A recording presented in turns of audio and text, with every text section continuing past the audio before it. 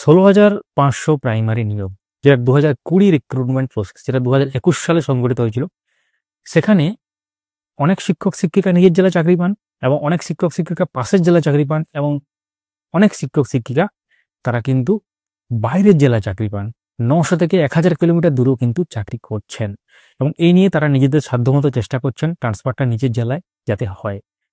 তো এই সম্পর্কে একটি ছোট্ট আপডেট আমরা নিয়ে এসেছি। এর আগেও আমরা অনেক আপডেট শেয়ার করেছি, কিন্তু ছোট্ট আপডেট পর্ষদ থেকে মাননীয় পর্ষদ সভাপতি কি বলেছেন সেটা এই ভিডিওর মাধ্যমে আপনারা জানতে পারবেন। তো শুরু করার আগে বলি, অবশ্যই চ্যানেলটিকে সাবস্ক্রাইব করে রাখুন, তাহলে ডেলি বেসিসে এক বা একাধিক ভিডিওগুলো মিস করবেন না। যারা ফেসবুক থেকে দেখছেন পেজটিকে ফলো করে রাখুন। শুরু করা যাক।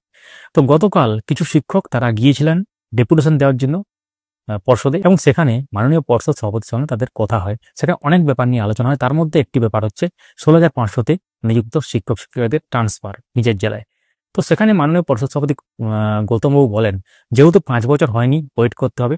তখন এটা শুনি শিক্ষক শিক্ষিকারা যারা গিয়েছিলেন তারা বলেন ব্যাপারটা যাতে মানবিকভাবে ভেবে দেখা হয়। এটাই কিন্তু ছোট্ট আপডেট, কারণ এক্ষেত্রে যে প্রতিক্রিয়াটা পাওয়া গেল তার মানে কি 5 বছর হলেই ট্রান্সফার হয়ে যাবে? এখন সময় বলবে কি হতে চলেছে। তার আগে কিন্তু অবশ্যই চেষ্টা করতে হবে নিজেদেরকেও, যারা আছেন শিক্ষক শিক্ষক এই 16,500-র মধ্যে দূরবর্তী জেলাতে।